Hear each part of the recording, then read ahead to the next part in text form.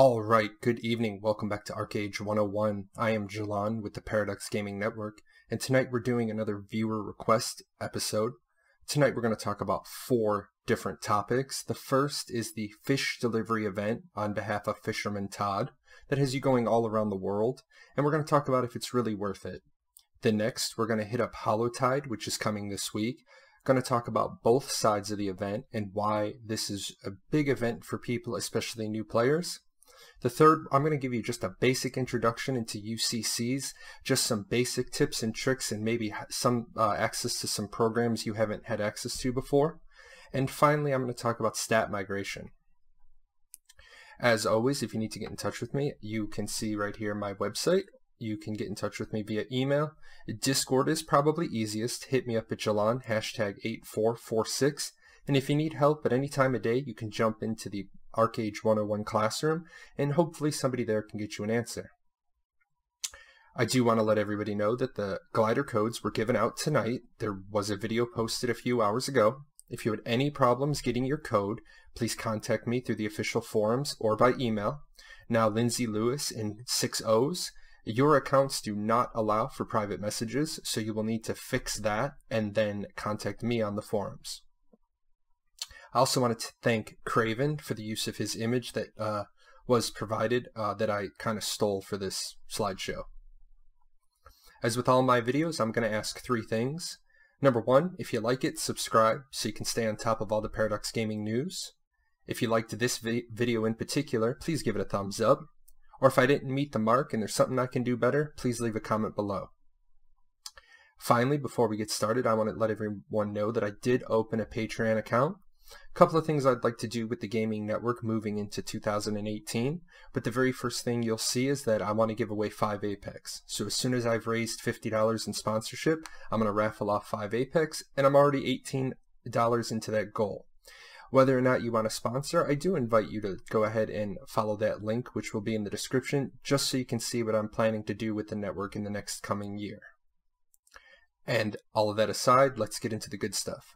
Now, I do apologize. I do not have a video for this. I'm not doing it again. I personally didn't think it was worth the hour and a half it took me to duck and weave around the world. But if you really need honor and vocation and you can get a group together to do it, I highly suggest you do. It is 4,000 honor. It's 4,000 vocation, a resplendent scroll, and a regular scroll. You'll start the quest in Diamond Shores with the Fisherman Todd certificate you get every day. You'll pick up a fish, and you'll head to Growlgate.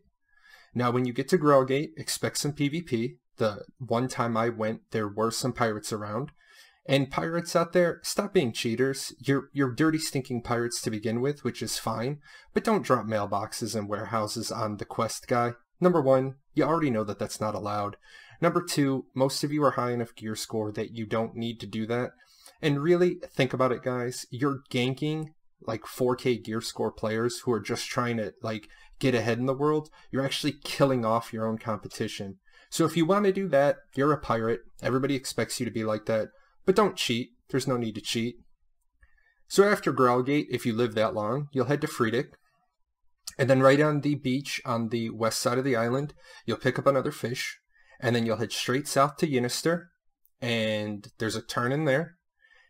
In North Ynister by the housing district. And finally, you'll go to Villanelle.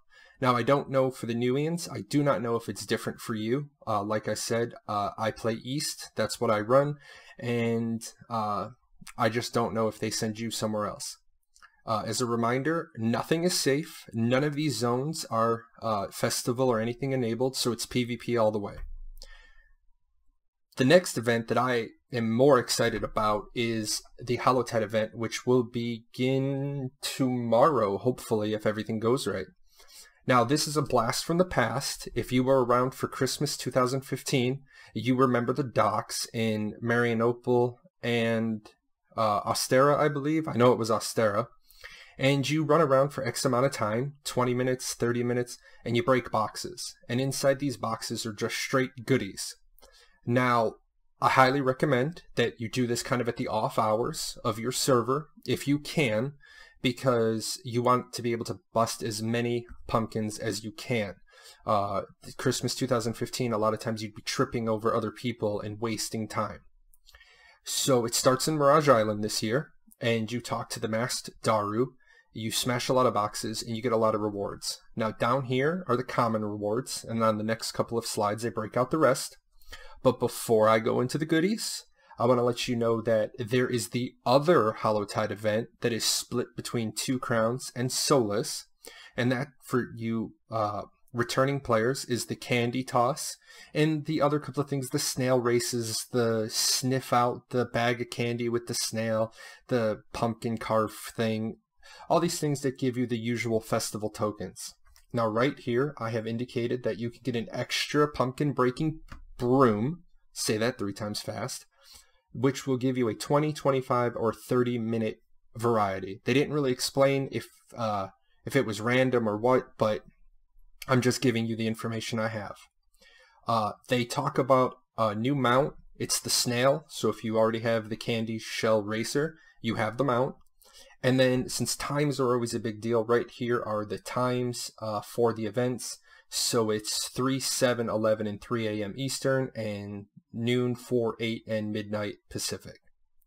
So going back to these rewards, not too much on the common, but I do want to get into the rare, which usually you pull several rares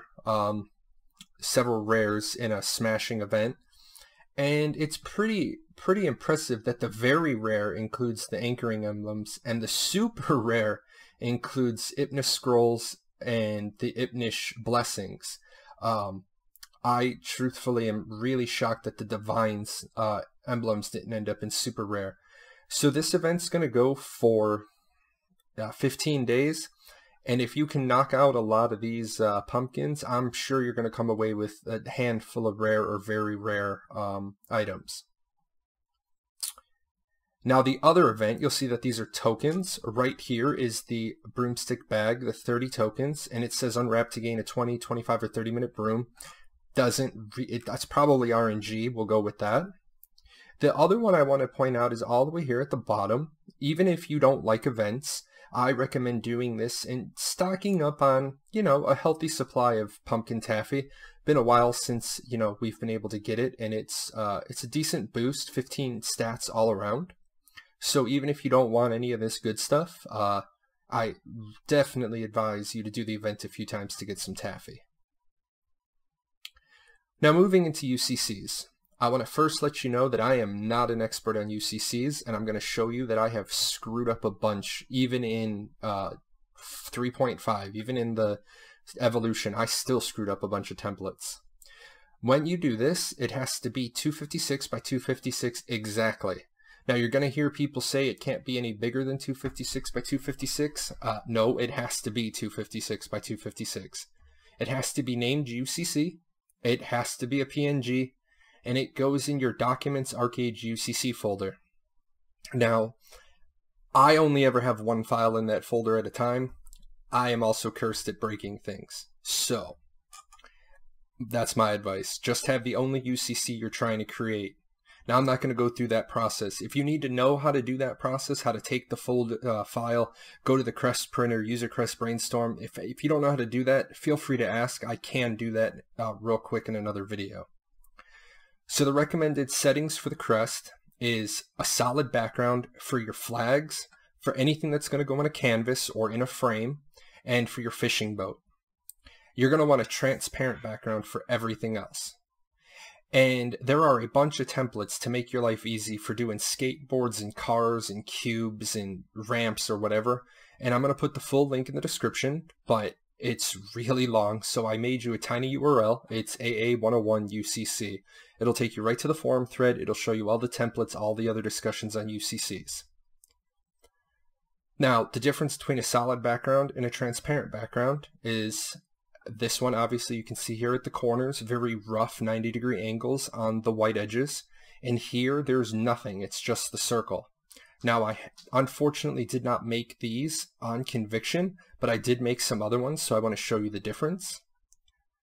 So these two aren't what I did for sails. These two are for, the black one is actually for our fishing boats, and this white one is actually for our sail, or I'm sorry, for our flags and for our canvases.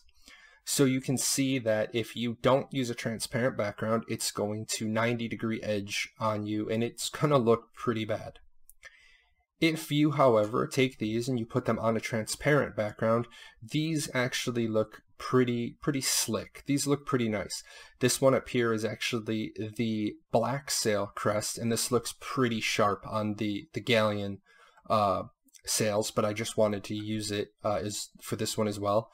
And then this one was originally for our tanks, because I think the blue looks really sharp on the tank flag.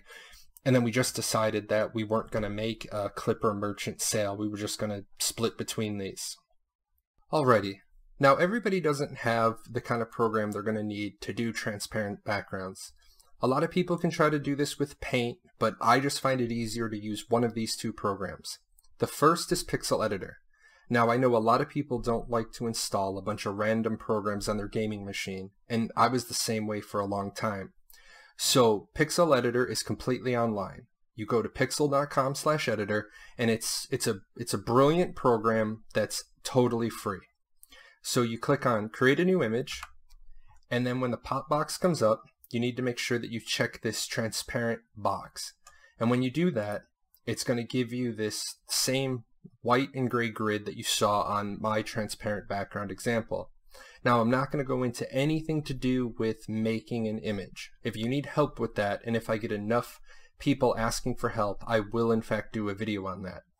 But if you follow the thread in the description about UCCs, there's been tons of stuff put together on making them. But like I said, I have no problem doing a video if that's what my subscribers need. The other program I recommend is Gimp. Now Gimp is just an amazing program that I recommend everybody have, just because you never know when you need to crop a scan or something, and it's much easier to have it than it is to have to find something the day you need it. Completely free as well. Been using it for years.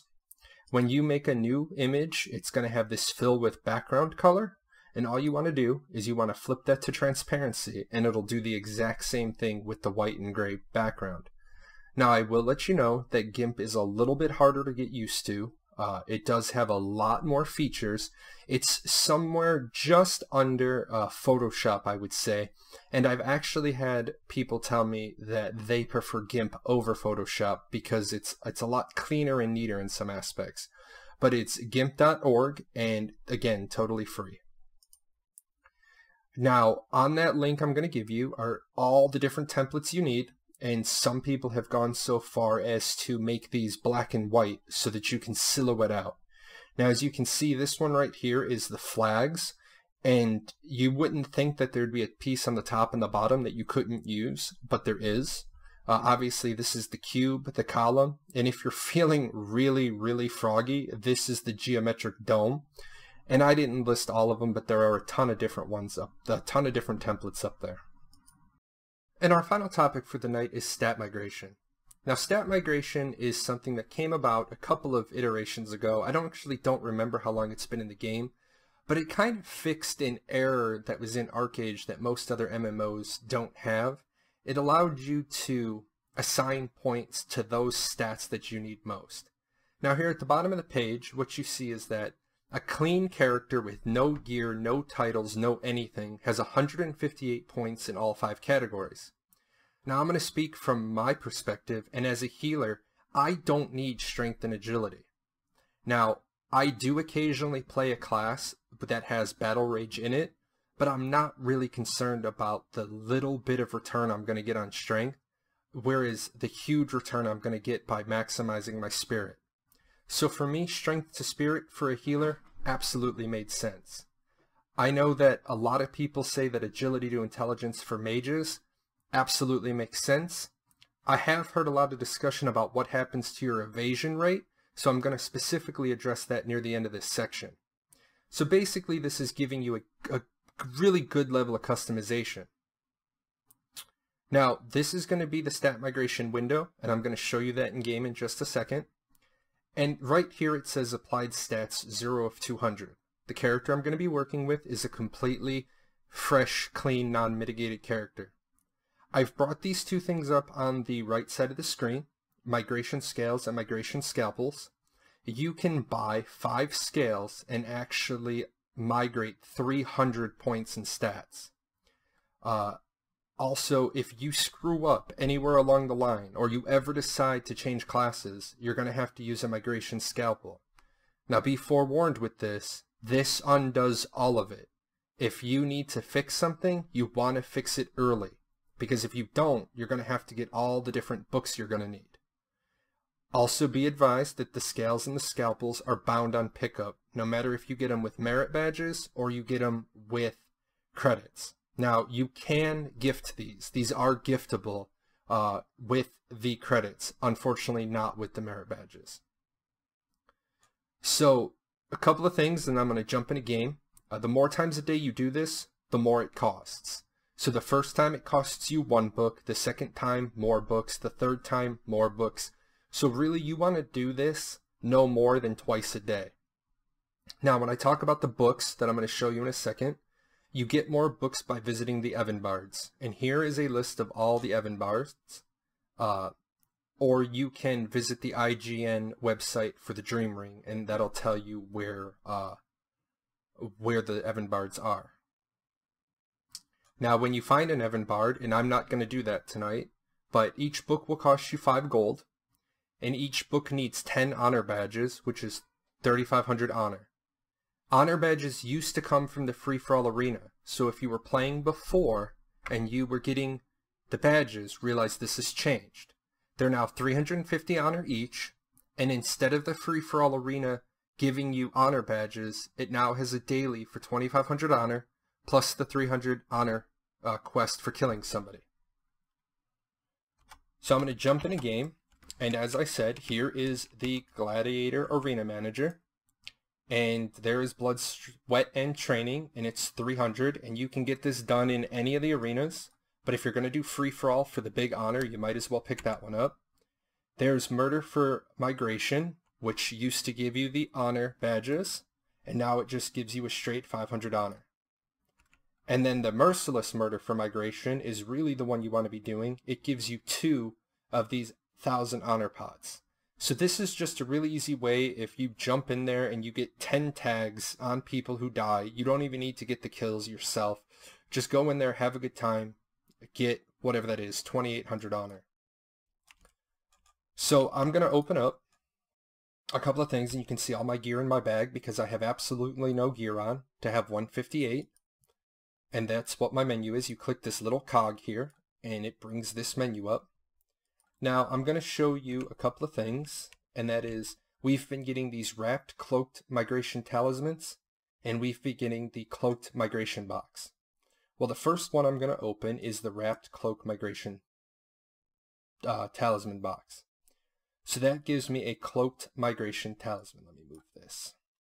So when I open this, realize what you're going to click on is the stat you want. Don't do this late at night when you're tired and you're thinking out loud, because what's going to happen is you're going to screw it up.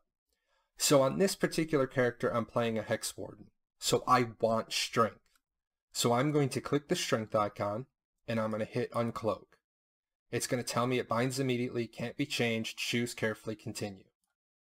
So now I have this cloaked luminous strength migration talisman, and I'm going to go ahead and use it. Now, I'm going to take away from Spirit to give to Strength. Now notice, all of the other 4 stats are here. So it's saying Agility into Strength, Stamina into Strength. I want to do Spirit into Strength. So I'm going to uncloak this. And it's going to give me this looking thing. Looks like a power orb, whatever. When I click on it, you'll see plus 10, minus 10. So I'm going to hit apply. It gave me 10 strength, it took 10 spirit away. And it now tells me I have applied 10 of my 200. I'm going to bring up my character sheet, and there you go, 168, 148. Now, they also gave us these migration boxes. Now I'm going to show you again. I'm just going to do strength talismans. And everyone know that I had whatever. I'm going to put my cloak on. I need my fishing hat on. I need some space. So as I open this, I'm going to go spirit to strength again. And when I do that, it gives me a similar looking thing, but not as big, because this is only a +5 -5. When I try to use it, it's +5 -5. When I hit apply, it tells me 2 items are required for the migration. That's because I've already done one, so now I need to pay 2. I don't have enough, so I'm going to do a second one, just because I'm in a hurry and I want to get my stats migrated. So I uncloak, and I do spirit to strength, because they've got to be the same. So now when I click on this, +5 -5, no, not reset. This is where you reset your skills with the scalpel. Apply, and now +5 -5, and I'm up to 15. So just to show you how this grows in a linear fashion, or I'm sorry, in a non-linear fashion, I'm going to do strength one more time, spirit to strength, and then when I click on this and I hit apply, it tells me 5 items are needed. Now, I wouldn't pay 5 to do this, because now you're talking almost 10,000 honor. You're talking over 10,000 honor. You're talking almost 18,000 honor, and you're talking 25 gold if you bought these from the Evanbard. That's why you want to go slow with it, knock it out 1 or 2 a day, and just walk your way up. Where are these coming from? These are coming from the day 14 login reward. Now, hopefully for those of you that haven't finished migrating your skills, we'll see this again next month. I know a lot of people said, well, why can't they stack? Well, because they're not the same. One's 10 and one's 5. So what to migrate? I'm not about to tell you how to play your character. I'm not about to tell you you should do this and you shouldn't do this. Healers, I will tell you that you probably don't need strength unless you're playing a Templar and you want to keep that block rate up. Magic users, both mages and healers, I'm going to tell you you don't need any agility. I've had this discussion, I've had this argument, and people have told me, oh, without agility, you're affecting your evasion rate. Oh, really? So I've pulled out the data for intelligence and agility. And right here you see melee ranged evasion for intelligence and melee ranged evasion for agility. I didn't write the game. I wouldn't have done it that way. But they did it that way. So we come over here, and on the left you see that character I was just working with before I started messing around with his skills. And at 158 intelligence and 158 agility, he has a 3.5% evasion. Now, the character on the right is Jalan from Conviction, and you'll just have to believe me when I say this, but I have taken 158 points out of agility, and I have put 158 points into intelligence. And because I have always told you to trust but verify, 158 minus 155 is 3. 158 plus 155 is 313. So there you go. But look what my base evasion rate is. It's still 3.5. I'm going to take this one back for you. Magic and ranged critical rates, melee and ranged critical rates. Straight mages, there is absolutely no reason why you don't take all of your agility and put it into intel. Healers, if you're never going to play anything else, much the same thing. There's absolutely no reason to not just take max intelligence because, hey, it's mana. Everybody else, I don't know what to tell you. And the reason why I don't know what to tell you is I don't play your classes. I have heard people tell me that Dark Runners should go all agility for crit. I've heard people tell me Dark Runners should go strength for bigger hits. I don't know what to tell a Paladin to stat migrate because they need like all 5. I guess they could get rid of some agility, but then they've argued, well, I lose melee crit. Again, I can't advise you on that. That you need to talk to people who know that class better. And finally, just some closing comments. I just want to let everybody know that I appreciate all of the feedback that I'm getting on the videos.